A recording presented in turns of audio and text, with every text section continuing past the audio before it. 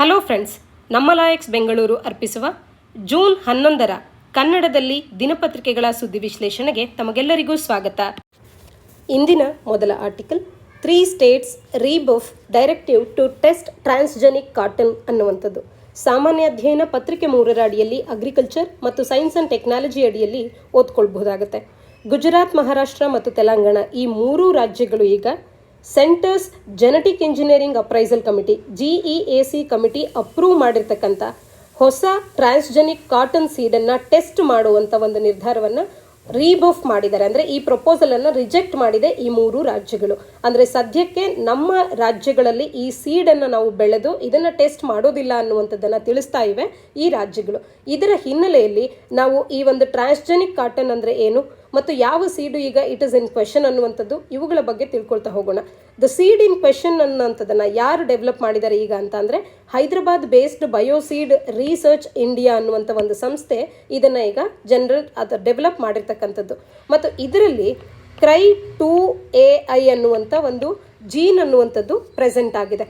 ಈ CRY2AI ಅನ್ನುವಂಥದ್ದು ಕಾಟನ್ನನ್ನು resistant ಆಗಿ ಮಾಡುತ್ತೆ ಪಿಂಕ್ ಬಾಲ್ವಾಮ್ ಅನ್ನುವಂಥ ಒಂದು ಮೇಜರ್ ಪೆಸ್ಟಿಗೆ. ಈ ಪಿಂಕ್ ಬಾಲ್ವಾಮ್ ಅನ್ನುವಂಥ ಪೆಸ್ಟ್ನಿಂದಾಗಿ ಮೇಜರ್ ಪ್ರಾಬ್ಲಮ್ ಆಗ್ತಾ ಇತ್ತು ಕಾಟನ್ಗೆ. ಆ ಕಾಟನ್ ಬೆಳೆಗೆ ಇರುವಂಥ ಮೇಜರ್ ಪ್ರಾಬ್ಲಮ್ಗೆ ಸೊಲ್ಯೂಷನ್ ಆಗಿ ಈ ಒಂದು ಹೊಸದಾಗಿ ಬಂದಿರತಕ್ಕಂಥ ಈ ಒಂದು ಸೀಡ್ ಅನ್ನುವಂಥದ್ದು ಸೊಲ್ಯೂಷನ್ ಆಗಿ ಕಾಣಿಸ್ಕೊಳ್ಳುತ್ತೆ. ಇಂಥ ಒಂದು ಸೀಡನ್ನು GEAC ಅನ್ನುವಂಥದ್ದು ತೆಲಂಗಾಣದ ಜಾನ್ವಾಡ, ಮಹಾರಾಷ್ಟ್ರದ ಜಲ್ನಾ ಮತ್ತು ಮಹಾರಾಷ್ಟ್ರದ ಅಕೋಲಾ ಮತ್ತು ಗುಜರಾತಿನ ಜುನಾಗಢ್ನಲ್ಲಿ ಮತ್ತು ಹರಿಯಾಣದ ಹಿಸಾರ್ ಬಾರ್ವಾಲಾ ಇಲ್ಲಿ ಪ್ರಯೋಗ ಮಾಡಬೇಕು, ಟೆಸ್ಟ್ ಮಾಡಬೇಕು ಅಂತ ಹೇಳಿ ತಿಳಿಸಿತ್ತು. ಆದರೆ ಈ ಟೆಸ್ಟ್ಗೆ ಅಪ್ರೂವಲನ್ನು ಈ 3 ರಾಜ್ಯಗಳು ಸದ್ಯಕ್ಕೆ ನೀಡದೇ ಇರತಕ್ಕಂಥದ್ದನ್ನು ಆರ್ಟಿಕಲ್ ನಮಗೆ ತಿಳಿಸ್ತಾ ಇದೆ. ಹಾಗಾದರೆ ಆರ್ಟಿಕಲ್ನ ಹಿನ್ನೆಲೆಯಲ್ಲಿ BT ಕಾಟನ್ನ ಬಗ್ಗೆ ಒಂದಷ್ಟು ಹಿಸ್ಟ್ರಿಯನ್ನು ತಿಳ್ಕೊಳ್ಳೋದಾದರೆ, ಕಾಟನ್ ಅನ್ನುವಂಥದ್ದು ಭಾರತದಲ್ಲಿ ಸಾವಿರಾರು ವರ್ಷಗಳಿಂದ ಹೂವನ್ನಾಗ್ತಾ ಇದೆ. ಕಾಟನ್ ಫ್ಯಾಬ್ರಿಕ್ ಅನ್ನುವಂಥದ್ದು 3000 ವರ್ಷಗಳು ಬಿಫೋರ್ ಕ್ರೈಸ್ಟ್ ಎರಾದಲ್ಲಿ ಕೂಡ ನಾವು ಮಹೆಂಜದಾರೋದ ರ್ಯೂನ್ಸ್ನಲ್ಲೂ ಕೂಡ ಎಕ್ಸ್ಕವೇಟ್ ಆಗಿರ್ತಕ್ಕಂಥದ್ದು. ಮತ್ತು ಮಚ್ ಆಫ್ ದಿ ಕಾಟನ್ ಏನು ಕಲ್ಟಿವೇಟ್ ಆಗ್ತಿತ್ತು ಅಂಟಿಲ್ 20th ಸೆಂಚುರಿ ಅದು ಇಂಡಿಜಿನಸ್ ದೇಸಿ ವೆರೈಟಿ ಆಗಿತ್ತು. ಗಾಸಿಪಿಯಂ ಅರ್ಬೋರಿಯಂ ಅನ್ನುವಂಥ ಕಾಟನ್ ಭಾರತದಲ್ಲಿ ಹೆಚ್ಚಿನದಾಗಿ ಆಗ್ತಾ ಇತ್ತು. From 1990s hybrid varieties of hirsutum ಅನ್ನುವಂಥದ್ದನ್ನು ಪ್ರಮೋಟ್ ಮಾಡಲಾಯಿತು. ಅದಾದ ನಂತರ BT ಕಾಟನ್ ಮೊದಲಿಗೆ ಭಾರತದಲ್ಲಿ 2002ರಲ್ಲಿ ಇಂಟ್ರೊಡ್ಯೂಸ್ ಆಗಿದ್ದನ್ನು ಕಾಣಬಹುದಾಗತ್ತೆ. According to ministry of agriculture from 2005 adoption of BT cotton ಅನ್ನುವಂಥದ್ದು 2007ರಲ್ಲಿ 81%, 2011ರಲ್ಲಿ 93% ಆಗಿರ್ತಕ್ಕಂಥದ್ದು. ಸಾಕಷ್ಟು ಶಾರ್ಟ್ ಡ್ಯೂರೇಷನ್ ಸ್ಟಡೀಸ್ಗಳು ಕೂಡ ನಡೆದಿವೆ BT ಕಾಟನನ್ನು ಎಕ್ಸಾಮೈನ್ ಮಾಡಲಿಕ್ಕೆ ಅರ್ಲಿ ಇಯರ್ಸ್ಗಳಲ್ಲಿ. BT ಅನ್ನುವಂಥದ್ದು ಈ ಬಯೋಟೆಕ್ನಾಲಜಿ ಅನ್ನುವಂಥದ್ದು ವಾಸ್ ಅ ಪೆನಾಸಿಯಾ ಫಾರ್ ಡ್ವೆಂಡ್ಲಿಂಗ್ ಈಲ್ಡ್ಸ್ ಮತ್ತು ಪೆಸ್ಟಿಸೈಡ್ ಎಕ್ಸ್ಪೆನ್ಸಸ್ ಅನ್ನುವಂಥದ್ದನ್ನು ಇದು ತಿಳಿಸಿದೆ. ಹಾಗಾದರೆ ಇಲ್ಲಿ ಆರ್ಟಿಕಲ್ನ ಹಿನ್ನೆಲೆಯಲ್ಲಿ ನಾವು GEAC ಅನ್ನುವಂಥ ಸಂಸ್ಥೆಯ ಬಗ್ಗೆ ಕೂಡ ಒಂದಷ್ಟು ಮಾಹಿತಿಯನ್ನು ತಿಳ್ಕೊಳ್ಳೋಣ. ಜೆನೆಟಿಕ್ ಇಂಜಿನಿಯರಿಂಗ್ ಅಪ್ರೈಸಲ್ ಕಮಿಟಿ ಅನ್ನುವಂಥದ್ದು ಒಂದು ಸ್ಟ್ಯಾಟ್ಯುಟರಿ ಬಾಡಿ, ಶಾಸನಬದ್ಧ ಸಂಸ್ಥೆಯಾಗಿದ್ದು ಇದನ್ನು rules for the manufacture, use, import, export and storage of hazardous micro organisms, genetically engineering organisms or cells ಅನ್ನುವಂಥ 1989ನಲ್ಲಿ ನೋಟಿಫೈ ಆದಂಥ ಒಂದು ಎನ್ವಿರಾನ್ಮೆಂಟಲ್ ಪ್ರೊಟೆಕ್ಷನ್ ಆ್ಯಕ್ಟ್ 1986ನ ಅಡಿಯಲ್ಲಿ ಇದು ನೋಟಿಫೈ ಆಗಿರ್ತಕ್ಕಂಥದ್ದು. ಇದನ್ನು ಜೆನೆಟಿಕ್ ಇಂಜಿನಿಯರಿಂಗ್ ಅಪ್ರೂವಲ್ ಕಮಿಟಿ ಅಂತ ಹೇಳಿ ಪ್ರಾರಂಭ ಮಾಡಲಾಗಿತ್ತು. ನಂತರದಲ್ಲಿ ಇದನ್ನು 2010ರಲ್ಲಿ ಮರುನಾಮಕರಣಗೊಳಿಸಲಾಗಿದೆ ಜೆನೆಟಿಕ್ ಇಂಜಿನಿಯರಿಂಗ್ ಅಪ್ರೈಸಲ್ ಕಮಿಟಿ ಅನ್ನುವಂಥ ಒಂದು ಹೆಸರಿನ ಅಡಿಯಲ್ಲಿ. ಇದರ ಫಂಕ್ಷನ್ ಅನ್ನುವಂಥದ್ದು ministry of environment, forest and climate ಚೇಂಜ್ನ ಅಡಿಯಲ್ಲಿ ಜರುಗುತ್ತೆ. ಇದು use, manufacture, storage, import and export of hazardous micro organisms ಅಥವಾ genetically engineered organisms and cells in India ಇದರ ಬಗ್ಗೆ ಕಾರ್ಯ ಮಾಡುವಂಥದ್ದು. ಇನ್ನು GEAC ಅನ್ನುವಂಥದ್ದು ಸ್ಟ್ಯಾಟ್ಯುಟರಿ ಬಾಡಿ ಅನ್ನುವಂಥದ್ದು ನಮ್ಗೆ ಯಾಕೆ ಗೊತ್ತಿರಬೇಕು ಅಂತ ಅಂದರೆ ಈ ವರ್ಷದ ಪ್ರಿಲಿಮ್ಸ್ನಲ್ಲಿ ನೇರವಾಗಿ ಕೇಳಲಾಗಿತ್ತು ಈ ಕೆಳಗಿನ ಎಷ್ಟು ಸಂಸ್ಥೆಗಳು ಕಾನ್ಸ್ಟಿಟ್ಯೂಷನಲ್ ಬಾಡೀಸ್ ಅಂತ ಹೇಳಿ. ಹಾಗಾಗಿ ಯಾವುದೇ ಒಂದು ಬಾಡಿಯನ್ನು ನೋಡಿದಾಗ ನಾವು ಅದು ಸ್ಟ್ಯಾಟ್ಯುಟರಿ ಬ್ಯಾಕಪ್ಪನ್ನು ಹೊಂದಿದೆಯಾ, ಕಾನ್ಸ್ಟಿಟ್ಯೂಷನಲ್ ಬ್ಯಾಕಪ್ಪನ್ನು ಹೊಂದಿದೆಯಾ ಇದ್ರ ಬಗ್ಗೆ ಮಾಹಿತಿಯನ್ನು ತಿಳ್ಕೊಳ್ಬೇಕಾಗತ್ತೆ. GEACಯ ಬಗ್ಗೆ ಒಂದಷ್ಟು ಮಾಹಿತಿ ನಮಗೆ ಇರಲಿ. ಇನ್ನು GEACಯ ಕಾಂಪೋಸಿಷನ್ ಅಂತ ಬಂದಾಗ ಇದನ್ನು ಸ್ಪೆಷಲ್ ಸೆಕ್ರೆಟರಿ ಅಥವಾ additional secretary of the ministry of environment, forest and climate change, government of India ಏನಿದ್ದಾರೆ ಇವರ ಸ್ಪೆಷಲ್ ಸೆಕ್ರೆಟರಿ ಅಥವಾ ಅಡಿಷನಲ್ ಸೆಕ್ರೆಟರಿ ಚೇರ್ಪರ್ಸನ್ ಆಗಿರ್ತಾರೆ. ಇಲ್ಲಿಗೆ representative of the department of biotechnology ಅವರು ಕೋ-ಚೇರ್ ಆಗಿರ್ತಾರೆ ಈ ಒಂದು ಸಂಸ್ಥೆಯ ಒಳಗೆ. ಇದಿಷ್ಟು ಮಾಹಿತಿ ನಮಗೆ ತಿಳಿದಿರಲಿ. ಇನ್ನು ಆರ್ಟಿಕಲ್ನಲ್ಲಿ ಚರ್ಚೆ ಮಾಡ್ತಿರ್ತಕ್ಕಂಥ ಈ ಒಂದು ಸೀಡ್ ಏನಿದೆ CRY2AI ಅನ್ನುವಂಥ ಜೀನನ್ನು ಒಳಗೊಂಡಿದ್ದು. ಇದು ಪಿಂಕ್ ಬಾಲ್ವಾಮ್ ಅನ್ನುವಂಥ ಕಾಯಿಲೆಯನ್ನು ಪಿಂಕ್ ಬಾಲ್ವಾಮನ್ನು ತಡಿಬೇಕು ಅಂತಂದರೆ ಇದೊಂದು ಮೋಸ್ಟ್ ಡಿಸ್ಟ್ರಕ್ಟಿವ್ ಪೆಸ್ಟ್ ಆಗಿರುತ್ತೆ. ಇದನ್ನು ತಡಿಲಿಕ್ಕೆ ಈ ಒಂದು CRY2AI ಜೀನ್ ಅನ್ನುವಂಥದ್ದು ಹೆಲ್ಪ್ಫುಲ್ ಆಗುತ್ತೆ. Originally it was native to India. It is now recorded in nearly all the cotton growing ಕಂಟ್ರೀಸ್ಗಳಲ್ಲಿ ಇವಾಗ ಕಾಣಬಹುದಾಗುತ್ತೆ. ಇದರ ಸೈಂಟಿಫಿಕ್ ನೇಮ್ ಪೆಕ್ಟಿನೋಫೋರಾ ಗಾಸಿಪಿಯೆಲಾ ಅನ್ನುವಂಥದ್ದು. ಇದರ ಡಿಸ್ಕ್ರಿಪ್ಷನನ್ನು ನೋಡಿದ್ರೆ ಅಡಲ್ಟ್ಸ್ ಆರ್ ಸ್ಮಾಲ್ ಮಾತ್ಸ್ ಆಗಿರುತ್ತೆ, ಅಬೌಟ್ 3 to 8 inch ಲಾಂಗ್ ಇರ್ತವೆ ಈ ಒಂದು ಪಿಂಕ್ ಬಾಲ್ವಾಮ್ಗಳು. ಇನ್ನು ಆರ್ ಡಾರ್ಕ್ ಬ್ರೌನ್ ಇರುತ್ತೆ, markings on the fore wing ಕಾಣಬಹುದು. ಲಾರ್ವಲ್ ಸ್ಟೇಜ್ ಅನ್ನುವಂಥದ್ದು ಡಿಸ್ಟ್ರಕ್ಟಿವ್ ಆಗಿರುತ್ತೆ, ಐಡೆಂಟಿಫೈಯಬಲ್ ಸ್ಟೇಜ್ ಆಗಿರುತ್ತೆ. ಲಾರ್ವೆ ಅನ್ನುವಂಥದ್ದು ಡಿಸ್ಟಿಂಕ್ಟಿವ್ ಪಿಂಕ್ ಬ್ಯಾಂಡ್ಸ್ಗಳನ್ನು ಹೊಂದಿರುತ್ತೆ. They can reach a length of 1/2 inches right before they pupate. ಇನ್ನು ಇದರಿಂದ ಆಗುವಂಥ ಎಕಲಾಜಿಕಲ್ ಥ್ರೆಟ್ ಅಂತ ಅಂದರೆ ಮೇಜರ್ ಪೆಸ್ಟ್ಸ್ ಆಫ್ ಕಾಟನ್ ಆಗಿವೆ ಈ ಪಿಂಕ್ ಬಾಲ್ವಾಮ್ಸ್ಗಳು. ಇವು ಓನ್ಲಿ ಲಾಸ್ಟ್ ಫಾರ್ 2 weeks ಅನ್ನುವಂಥದ್ದು. Adults only last for 2 weeks, but females ಅನ್ನುವಂಥವು 200 ಅಥವಾ 200ಕ್ಕೂ ಹೆಚ್ಚು ಮೊಟ್ಟೆಗಳನ್ನು ಇಡುತ್ತೆ ಅನ್ನುವಂಥದ್ದು. ಹಾಗಾಗಿ ಇದು ಬೇಗ ಹರಡುತ್ತೆ ಅನ್ನುವಂಥದ್ದು ಕೂಡ ಗೊತ್ತಿರಲಿ. ಮುಂದಿನ article army air defence widens wings ಅನ್ನುವಂಥದ್ದು. ಸಾಮಾನ್ಯ ಅಧ್ಯಯನ ಪತ್ರಿಕೆ 3ರ ಅಡಿಯಲ್ಲಿ ಡಿಫೆನ್ಸ್ ಟೆಕ್ನಾಲಜಿ ಅನ್ನುವಂಥ ಪಠ್ಯಕ್ರಮದ ಅಡಿಯಲ್ಲಿ ಓದ್ಕೊಳ್ಬಹುದು. ಪತ್ರಿಕೆ 2ರ ಅಡಿಯಲ್ಲಿ effects of policies and politics of countries on India's interest ಅನ್ನುವಂಥ ಪಠ್ಯಕ್ರಮದ ಅಡಿಯಲ್ಲಿ ಕೂಡ ಓದ್ಕೊಳ್ಬಹುದಾಗುತ್ತೆ. ನ್ಯೂ ಚೈನಾ ಫೋಕಸ್ ಆ್ಯಂಡ್ ಈಗ ಚೈನಾದ ಮೇಲೆ ನಾವು ಡಿಫೆನ್ಸ್ನ ವಿಚಾರದಲ್ಲಿ ಹೆಚ್ಚು ಫೋಕಸನ್ನು ಮಾಡಬೇಕಾಗಿ ಬಂದಿದೆ. ಹಾಗೂ ಉಕ್ರೇನ್ ವಾರ್ನಿಂದಾಗಿ ಕೂಡ ನಾವು ಕೆಲವು ಪಾಠಗಳನ್ನು ಕಲಿಬೇಕಾಗಿದೆ. ಇದರ ಹಿನ್ನೆಲೆಯಲ್ಲಿ ಮಾಡರ್ನೈಸೇಷನ್ ಪ್ಲ್ಯಾನ್ಸ್ ಅನ್ನುವಂಥದ್ದು ಭಾರತಕ್ಕಾಗಿ ಬೆಟರ್ ಟೆಕ್ನಾಲಜಿಯನ್ನು ಒಳಗೊಳ್ಳುವಂತೆ ಹೊಸ ಥ್ರೆಟ್ಸ್ಗಳಿಗೆ ನಾವು ಹೇಗೆ ಸನ್ನದ್ಧರಾಗಬೇಕು ಅನ್ನುವಂತೆ ಭಾರತ ಗಮನ ಹರಿಸಿ ಇವತ್ತು ಆರ್ಮಿ ಅನ್ನುವಂಥದ್ದು ತನ್ನ ಏರ್ ಡಿಫೆನ್ಸನ್ನು ತನ್ನ ವಿಂಗ್ಸ್ಗಳನ್ನು ವೈಡನ್ ಮಾಡ್ಕೊಳ್ತಾ ಇದೆ ಅನ್ನುವಂಥದ್ದನ್ನು ಆರ್ಟಿಕಲ್ ನಮಗೆ ತಿಳಿಸ್ತಾ ಇರ್ತಕ್ಕಂಥದ್ದು. ಭಾರತದ ಆರ್ಮಿಯ ಒಂದು ಓರಿಯೆಂಟೇಷನನ್ನು ನಾವಿವತ್ತು ಕಾಣಬಹುದಾಗಿದೆ. ವೆಸ್ಟರ್ನ್ ಬಾರ್ಡರ್ಸ್ಗಳಲ್ಲಿ ಹೆಚ್ಚು ಗಮನವನ್ನು ಏನು ಹರಿಸ್ತಾ ಇತ್ತು, ಇದರ ಬದಲಾಗಿ ಇವತ್ತು ನಾರ್ಥರ್ನ್ ಬಾರ್ಡರ್ಸ್ಗಳಿಗೆ ಆಫ್ಟರ್ 2020 ಸ್ಟ್ಯಾಂಡ್ ಆಫ್ನ ಆಫ್ಟರ್ ಮ್ಯಾತ್ನ ನಂತರದಲ್ಲಿ ನಾರ್ಥರ್ನ್ ಬಾರ್ಡರ್ಸ್ನ ಕಡೆ ಹೆಚ್ಚಿನದಾಗಿ ಗಮನ ಹರಿಸಲಾಗ್ತಾ ಇದೆ. ಹಾಗೆಯೇ ಆನ್ಗೋಯಿಂಗ್ ಉಕ್ರೇನ್ ವಾರ್ ಆಗಬಹುದು, ಇವೆಲ್ಲವೂ ಕೂಡ ಭಾರತಕ್ಕೆ ಒಂದು ಪಾಠವನ್ನು ಕಲಿಸಿವೆ ಅಂತಲೇ ಹೇಳಬಹುದಾಗಿದೆ. ಇಲ್ಲಿ present transformation of the army air ಡಿಫೆನ್ಸ್ಗೆ ಇವು ಮುಖ್ಯವಾದಂಥ ಪಾತ್ರ ವಹಿಸ್ತಾ ಇದೆ. ಒಂದು ನ್ಯೂ ಚೈನಾದ ಫೋಕಸ್ ಆಗಬಹುದು, ಮತ್ತೊಂದು ಉಕ್ರೇನ್ ವಾರ್ ಅನ್ನುವಂಥದ್ದು. ಆ range of new systems mostly ಸಾಕಷ್ಟು ಇಂಡಿಜಿನಸ್ ಆಗಿ ಅವೆಲ್ಲವನ್ನು ಇಂಡಕ್ಟ್ ಮಾಡಲಾಗಿದೆ. ನ್ಯೂ ಟೆಕ್ನಾಲಜೀಸ್ಗಳು ನ್ಯೂ ರಿಯಾಲಿಟೀಸ್ಗಳಿಗೆ ಫ್ಯಾಕ್ಟರ್ ಆಗಿ ಬರ್ತಾ ಇರ್ತಕ್ಕಂಥದ್ದು. ಇದೆಲ್ಲದರಿಂದಾಗಿ ಒಂದು ಹೊಸ ಆಟೋಮೇಷನ್ ಇನಿಷಿಯೇಟಿವ್ ಅಂಡರ್ ಪ್ರಾಜೆಕ್ಟ್ ಅಕಶ್ತೀರ್ ನಾವು ಕಾಣ್ಬೋದು. ಪ್ರಾಜೆಕ್ಟ್ ಅಕಶ್ತೀರ್ನ ಅಡಿಯಲ್ಲಿ ಹೊಸ ನ್ಯೂ ಆಟೋಮೇಷನ್ ಇನಿಷಿಯೇಟಿವನ್ನು ಕಾಣ್ಬೋದು. ಇದರಿಂದಾಗಿ ಒಂದು ಕಾಂಪ್ರಹೆನ್ಸಿವ್ ಆದಂಥ ಏರ್ ಡಿಫೆನ್ಸ್ ಪಿಕ್ಚರ್ ಅನ್ನುವಂಥದ್ದು ಮಾನಿಟರಿಂಗ್, ಟ್ರ್ಯಾಕಿಂಗ್ ಮತ್ತು shooting down of air defence ಅಸೆಟ್ಸ್ಗಳಿಗಾಗಿ ನಮಗೆ ಸಿಗ್ತಾ ಇದೆ. ನಿಯರ್ಲಿ 2,000 ಕೋಟಿಯಷ್ಟು ಕಾಂಟ್ರಾಕ್ಟನ್ನು ಅಕಶ್ತೀರ್ ಅನ್ನುವಂಥದ್ದು ಅಟ್ರಾಕ್ಟ್ ಮಾಡ್ತಾ ಇದ್ದು, networking automation project on the same lines as the Indian air forces integrated air command and control system network ಹೇಗಿದೆ, ಅದೇ ಲೈನ್ಸ್ನ ಆಧಾರದ ಮೇಲೆ ಅಕಶ್ತೀರ್ ಕೂಡ ನೆಟ್ವರ್ಕಿಂಗ್ ಆ್ಯಂಡ್ ಆಟೋಮೇಷನ್ಗಾಗಿ 2,000 ಕೋಟಿ ರೂಪಾಯಿಯ ಕಾಂಟ್ರಾಕ್ಟನ್ನು ನಾವು ಇವತ್ತು ಅಕಶ್ತೀರ್ ಪ್ರಾಜೆಕ್ಟ್ ಅಡಿಯಲ್ಲಿ ಕಾಣ್ಬೋದು. ಇದನ್ನು ಮಾರ್ಚ್ 2023ರಲ್ಲಿ ಸಹಿ ಕೂಡ ಹಾಕಿರ್ತಕ್ಕಂಥದ್ದು. ಇದೊಂದು ಮೇಜರ್ ಇನಿಷಿಯೇಟಿವ್ ಆಗಿದೆ. ಎಂಟೈರ್ ಇಂಪ್ಲಿಮೆಂಟೇಷನ್ ಅನ್ನುವಂಥದ್ದನ್ನು ಮಾರ್ಚ್ 2024ರ ಒಳಗಾಗಿ ಮಾಡಲಾಗುತ್ತೆ ಅಂತ ಹೇಳಿ ಡಿಫೆನ್ಸ್ ಸೋರ್ಸಸ್ಗಳು ತಿಳಿಸಿವೆ. ಇದರಿಂದಾಗಿ ಫಾಸ್ಟೆಸ್ಟ್ ಪ್ರಾಜೆಕ್ಟ್ ಆಗಬಹುದು ಆರ್ಮಿಯಲ್ಲಿ. ಇದು given the approval of qualitative requirements ಅನ್ನುವಂಥದ್ದು ಇದಕ್ಕೆ ಡಿಸೆಂಬರ್ 2019ರಲ್ಲೇ ಬಂದಿದ್ದರೂ ಕೂಡ ಈಗ 2023ರ ಮಾರ್ಚ್ನಿಂದ ಇದು ಪ್ರಾರಂಭ ಆಗಿ ಮಾರ್ಚ್ 2024ರೊಳಗೆ ಇದು ಕಂಪ್ಲೀಟ್ ಸೆಟಲ್ಮೆಂಟ್ ಆಗೋದ್ರಿಂದಾಗಿ ಫಾಸ್ಟೆಸ್ಟ್ ಆಗಿ ಆಗ್ತಿದೆ ಅಂತ ಕೂಡ ತಿಳಿಸ್ಬೋದಾಗತ್ತೆ. ಇತ್ತೀಚೆಗೆ ನಮ್ಮ ಆರ್ಮಿ ಡಿಫೆನ್ಸ್ ಸಿಸ್ಟಮ್ ಅನ್ನುವಂಥದ್ದು FINSAS ಇನ್ಸಾಸ್ ಅನ್ನುವಂಥದ್ದನ್ನು ದ ನಿಪುನ್ ಮೈನ್ಸ್ ಮತ್ತು ದ ಲ್ಯಾಂಡಿಂಗ್ ಕ್ರಾಫ್ಟ್ ಅಸಾಲ್ಟ್ ಇವೆಲ್ಲವನ್ನು ಇಂಡಿಯನ್ ಆರ್ಮಿಗೆ ಕೂಡ ಆರ್ಮಿಯ ಮಾಡರ್ನೈಸೇಷನ್ ಪ್ಲ್ಯಾನ್ಸ್ನ ಭಾಗವಾಗಿ ಸೆವೆರಲ್ ನ್ಯೂ ಡಿಫೆನ್ಸ್ ಸಿಸ್ಟಮ್ಸ್ಗಳನ್ನು ಕೂಡ ಭಾರತ ಅನ್ನುವಂಥದ್ದು ಅಡಾಪ್ಟ್ ಮಾಡಿಕೊಂಡಿದೆ.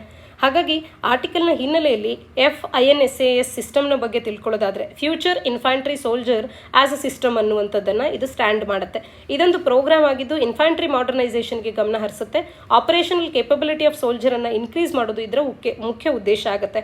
ಈ ಪ್ರಾಜೆಕ್ಟ್ನ ಅಡಿಯಲ್ಲಿ ಸೋಲ್ಜರ್ಸ್ಗಳನ್ನು ಎಕ್ವಿಪ್ ಮಾಡಲಾಗುತ್ತೆ ಮಾಡರ್ನ್ ಸಿಸ್ಟಮ್ಸ್ಗಳೊಟ್ಟಿಗೆ, ವಿಚ್ ಆರ್ ಲೈಟ್ ವೈಟ್ ಮತ್ತು all weather, all terrain, cost effective ಮತ್ತು ಲೋ ಮೇಂಟೆನೆನ್ಸ್ ಅನ್ನು ಇವು ಹೊಂದಿರುತ್ತೆ. ಇವುಗಳನ್ನು ಇಂಡಿಜಿನಸ್ ಆಗಿ DRDOನ ಕಡೆಯಿಂದ ನಾವು ಡೆವಲಪ್ ಮಾಡಲಾಗಿರ್ತಕ್ಕಂಥದ್ದು. ಇನ್ನು FINSAS ಸಿಸ್ಟಮ್ನ ಅಡಿಯಲ್ಲಿ AK-203 ಅಸಲ್ಟ್ ರೈಫಲನ್ನು ಕಾಣ್ಬೋದು, ಮಲ್ಟಿಮೋಡ್ ಹ್ಯಾಂಡ್ ಗ್ರೆನೇಡ್ ಆಗ್ಬೋದು, ಬ್ಯಾಲಿಸ್ಟಿಕ್ ಹೆಲ್ಮೆಟ್ಸ್ ಮತ್ತು ಬ್ಯಾಲಿಸ್ಟಿಕ್ ಗಾಗಲ್ಸ್ಗಳನ್ನು ಕಾಣ್ಬೋದಾಗತ್ತೆ.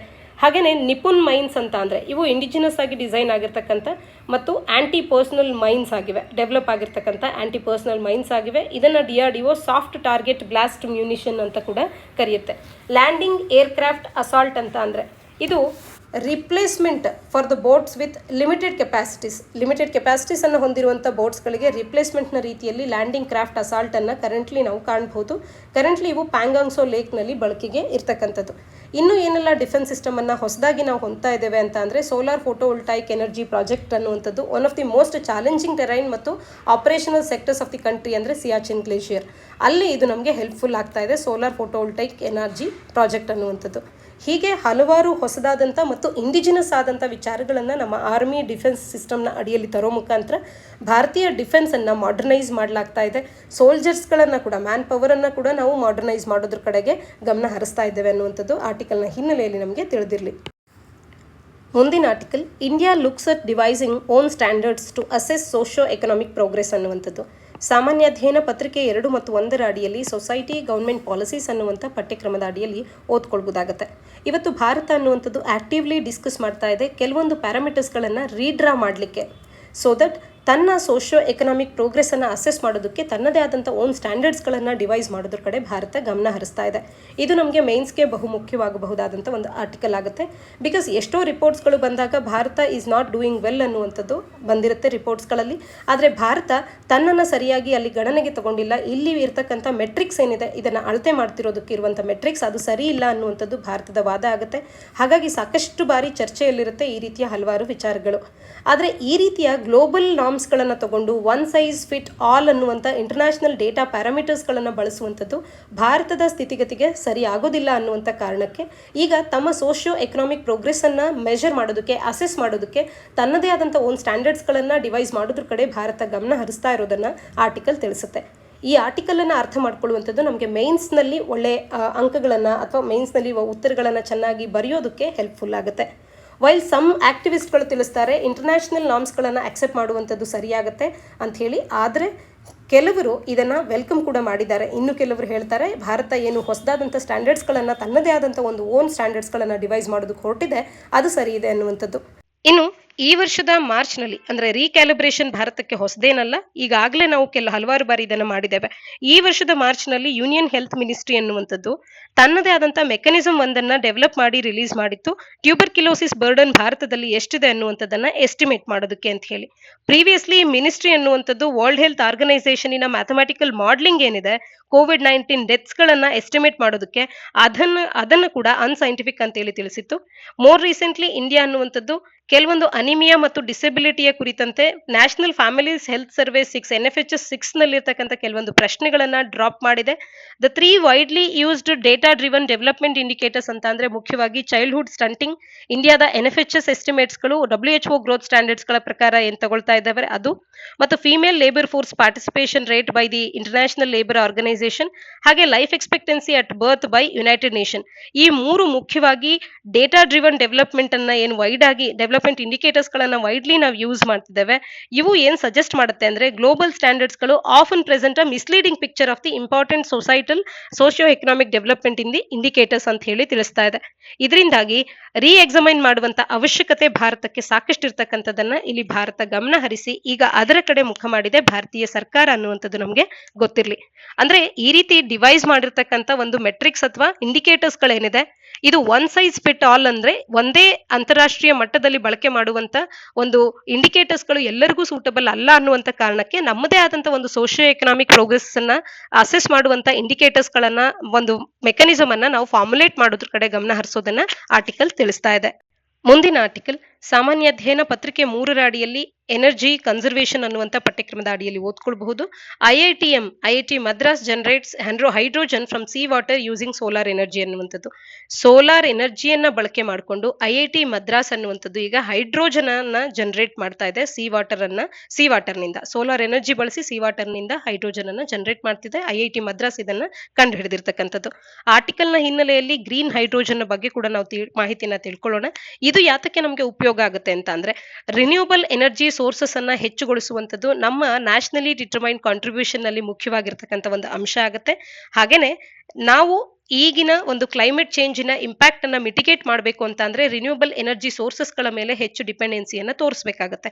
ಹಾಗಾಗಿ ಸೋಲಾರ್ ಎನರ್ಜಿಯ ಮೇಲೆ ಡಿಪೆಂಡೆನ್ಸಿ ತೋರಿಸುವಂಥದ್ದು ಅಥವಾ ಸೋಲಾರ್ ಎನರ್ಜಿಯನ್ನ ಬಳಸಿ ಗ್ರೀನ್ ಹೈಡ್ರೋಜನ್ ಅನ್ನ ಜನರೇಟ್ ಮಾಡುವಂಥದ್ದು, ಈ ರೀತಿಯ ಒಂದು ಅಂಶಗಳೇನ್ ಬರುತ್ತೆ ಇವೆಲ್ಲವೂ ಕೂಡ ನಮಗೆ ಇಂಪಾರ್ಟೆಂಟ್ ಆಗುತ್ತೆ ಎನರ್ಜಿ ಸೋರ್ಸಸ್ಗಳನ್ನ ನಾವು ರಿನ್ಯೂಬಲ್ ನ ಮೇಲೆ ಡಿಪೆಂಡೆನ್ಸಿಯನ್ನ ತೋರಿಸೋದಕ್ಕೆ ಅನ್ನುವಂಥದ್ದಕ್ಕೆ, ಮತ್ತು ನಾನ್ ಫಾಸಿಲ್ ಫ್ಯೂಯಲ್ಸ್ ಗಳ ಬಳಕೆ ಮಾಡೋದಕ್ಕೆ. ಯಾಕೆಂದ್ರೆ ನಮ್ಮ ಎನರ್ಜಿ ಡಿಪೆಂಡೆನ್ಸಿಯನ್ನ ಪೂರೈಕೆ ಮಾಡೋದಕ್ಕೆ ಈ ರೀತಿಯ ಒಂದು ಸಸ್ಟೈನಬಲ್ ಆದಂತ ಮೆಥಡ್ಸ್ ಗಳನ್ನ, ಎನರ್ಜಿ ಸೋರ್ಸಸ್ ಗಳನ್ನ ಬಳಸುವಂತದ್ದು ಬಹು ಅವಶ್ಯಕ.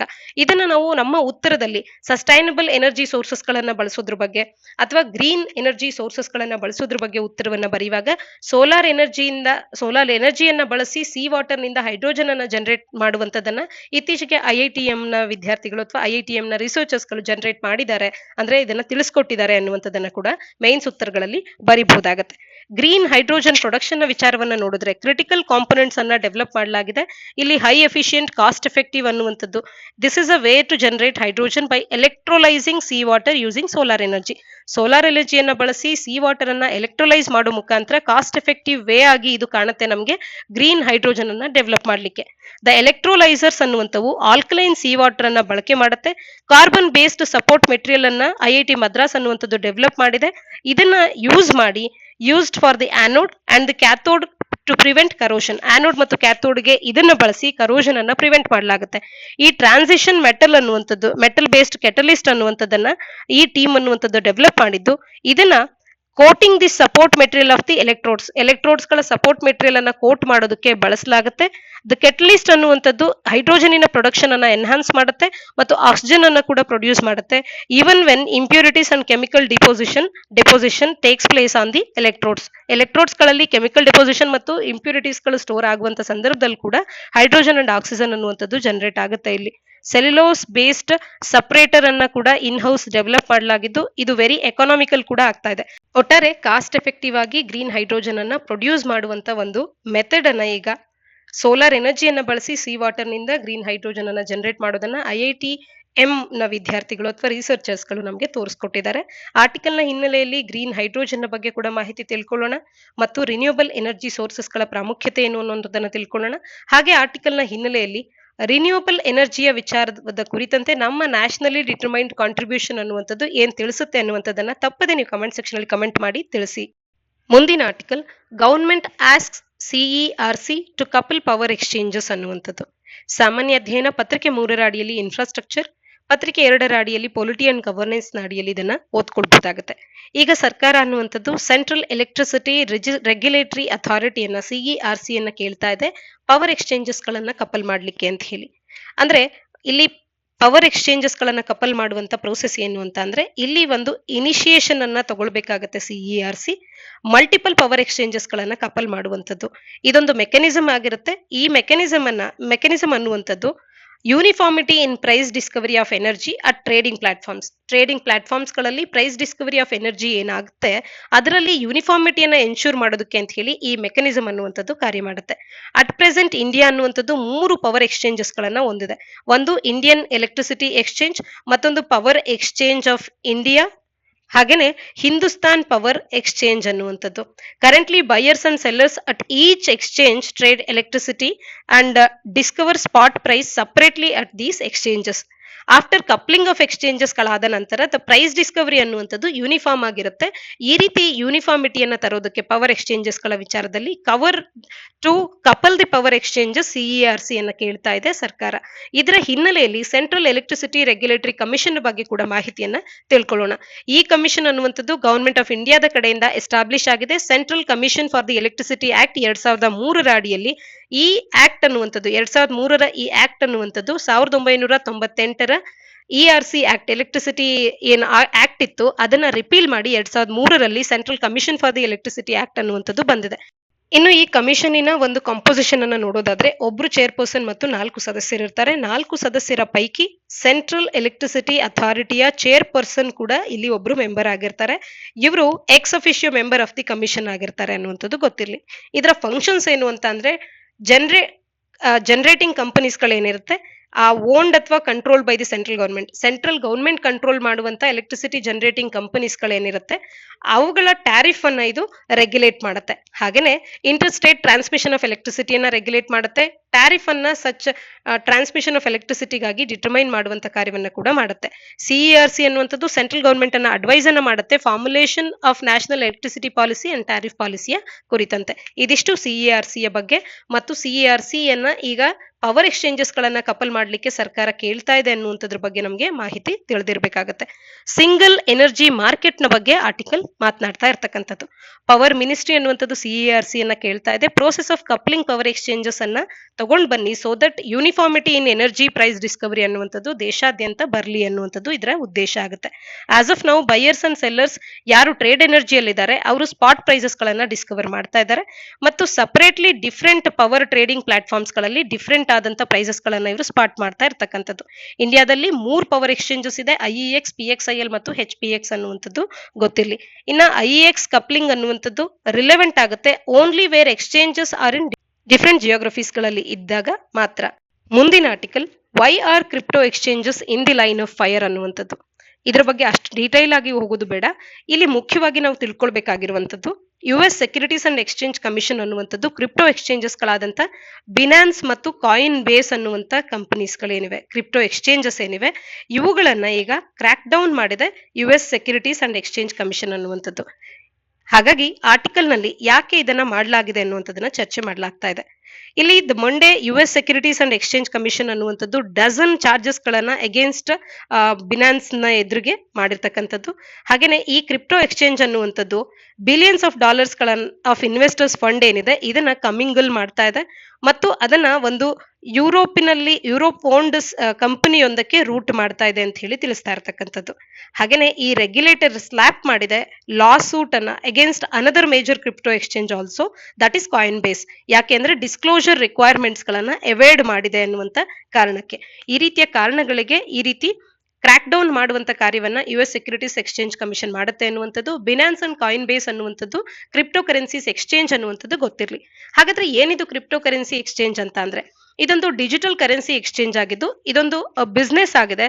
ಈ ಬಿಸ್ನೆಸ್ ಅನ್ನುವಂಥದ್ದು ಕಸ್ಟಮರ್ಸ್ ಗಳನ್ನ ಅಲೋ ಮಾಡುತ್ತೆ ಕ್ರಿಪ್ಟೋ ಕರೆನ್ಸೈಸರ್ ಡಿಜಿಟಲ್ ಕರೆನ್ಸೀಸ್ ಅನ್ನ ಅದರ್ ಅಸೆಟ್ಸ್ ಗಳಿಗೆ ಇವರು ಟ್ರಾನ್ಸಾಕ್ಷನ್ ಅನ್ನ ಮಾಡಬಹುದು. ಉದಾಹರಣೆಗೆ ಕನ್ವೆನ್ಷನಲ್ ಫಿಯಾಟ್ ಮನಿ ಅಥವಾ ಅದರ್ ಡಿಜಿಟಲ್ ಕರೆನ್ಸೀಸ್ ಗಳನ್ನ ಕೂಡ ಇಲ್ಲಿ ಟ್ರಾನ್ಸಾಕ್ಷನ್ ಅನ್ನುವಂಥದ್ದು ಆಗುತ್ತೆ, ಎಕ್ಸ್ಚೇಂಜಸ್ ಅನ್ನುವಂಥದ್ದು ಆಗುತ್ತೆ. ಎಕ್ಸ್ಚೇಂಜಸ್ ಗಳು ಕ್ರೆಡಿಟ್ ಕಾರ್ಡ್ ಪೇಮೆಂಟ್ಸ್ ಗಳನ್ನ ಕೂಡ ಅಕ್ಸೆಪ್ಟ್ ಮಾಡುತ್ತೆ, ವೈರ್ ಟ್ರಾನ್ಸ್ಫರ್ಸ್ ಗಳನ್ನ ಕೂಡ ಅಕ್ಸೆಪ್ಟ್ ಮಾಡಬಹುದು, ಅದರ್ ಫಾರ್ಮ್ಸ್ ಆಫ್ ಪೇಮೆಂಟ್ ಅನ್ನ ಕೂಡ in exchange for digital currencies ಅಥವಾ ಕ್ರಿಪ್ಟೋ ಕರೆನ್ಸೀಸ್ ಗಳ ಎಕ್ಸ್ಚೇಂಜ್ ಗಾಗಿ ಅಕ್ಸೆಪ್ಟ್ ಮಾಡಬಹುದು. ಕ್ರಿಪ್ಟೋ ಕರೆನ್ಸಿ ಎಕ್ಸ್ಚೇಂಜ್ ಅಂದ್ರೆ ಏನು ಅನ್ನುವಂಥದ್ದು ಗೊತ್ತಾಯ್ತು. ಹಾಗೆ ಈ ಎಕ್ಸ್ಚೇಂಜ್ ಅನ್ನುವಂಥದ್ರ ವಿಚಾರದಲ್ಲಿ ಕ್ರಿಪ್ಟೋ ಎಕ್ಸ್ಚೇಂಜಸ್ ಗಳಾಗಿರುವಂತಹ ಬಿನಾನ್ಸ್ ಮತ್ತು ಕಾಯಿನ್ ಬೇಸ್ ಅನ್ನುವಂತ ಒಂದು ಮೇಜರ್ ಕಂಪನೀಸ್ ಗಳನ್ನ ಯುಎಸ್ ಸೆಕ್ಯೂರಿಟೀಸ್ ಎಕ್ಸ್ಚೇಂಜ್ ಕಮಿಷನ್ ಅನ್ನುವಂಥದ್ದು ಕ್ರ್ಯಾಕ್ ಡೌನ್ ಮಾಡಿದೆ ಅನ್ನುವಂಥದ್ದು ಕೂಡ ಗೊತ್ತಿರಲಿ. ಎಫ್ಟಿಎಕ್ಸ್ ಅಂಡ್ ಬಿನಾನ್ಸ್ ಅನ್ನುವಂಥವು ಕ್ರಿಪ್ಟೋ ಕರೆನ್ಸಿ ಎಕ್ಸ್ಚೇಂಜಸ್ ಆಗಿದ್ದು ಇವು ಕಸ್ಟಮರ್ಸ್ ಗಳನ್ನ ಎನೇಬಲ್ ಮಾಡ್ತಿದ್ವು ಡಿಜಿಟಲ್ ಕರೆನ್ಸೀಸ್ ಗಳನ್ನ ಅದರ್ ಡಿಜಿಟಲ್ ಕರೆನ್ಸೀಸ್ ಅಥವಾ ಟ್ರೆಡಿಷನಲ್ ಮನಿ ಅಥವಾ ವೈಸ್ ವರ್ಸ ಇವುಗಳೊಟ್ಟಿಗೆ ಎಕ್ಸ್ಚೇಂಜ್ ಮಾಡ್ಕೊಳ್ಳೋದಕ್ಕೆ ಟ್ರೇಡ್ ಮಾಡೋದಕ್ಕೆ ಎನೇಬಲ್ ಮಾಡ್ತಿದ್ವು. ಇಲ್ಲಿ ಬಿನಾನ್ಸ್ ಮತ್ತು ಕಾಯಿನ್ ಬೇಸ್ ನ ಬಗ್ಗೆ ಮಾತಾಡ್ತಿದ್ದೇವೆ. ಬಿನಾನ್ಸ್ ಅಂಡ್ ಎಫ್ಟಿಎಕ್ಸ್ ಅನ್ನುವಂತ ಮತ್ತೊಂದು ಎಕ್ಸ್ಚೇಂಜ್ ಕೂಡ ಸೇರಿದ್ರೆ ಇವು ಒಂದು ರೀತಿ majority of all crypto trades ಏನು ಜಗತ್ತಲ್ಲಿ ನಡೆಯುತ್ತೆ ಇವುಗಳನ್ನ ಎಕ್ಸ್ಚೇಂಜ್ ಮಾಡುವಂತ ಪ್ರೋಸೆಸ್ ಅನ್ನುವಂಥದ್ದು ಮುಖ್ಯವಾಗಿ ಎಫ್ಟಿಎಕ್ಸ್ ಅಂಡ್ ಬಿನಾನ್ಸ್ ನಲ್ಲೇ ನಡೆಯುತ್ತೆ ಅನ್ನುವಂಥದ್ದು ಗೊತ್ತಿರಲಿ. ಇದಿಷ್ಟು ಇಂದಿನ ಸುದ್ದಿ ವಿಶ್ಲೇಷಣೆಯಾಗಿದೆ. ಮುಂದಿನ ಸುದ್ದಿ ವಿಶ್ಲೇಷಣೆಯೊಂದಿಗೆ ಮತ್ತೆ ಸಿಗೋಣ. ಧನ್ಯವಾದ.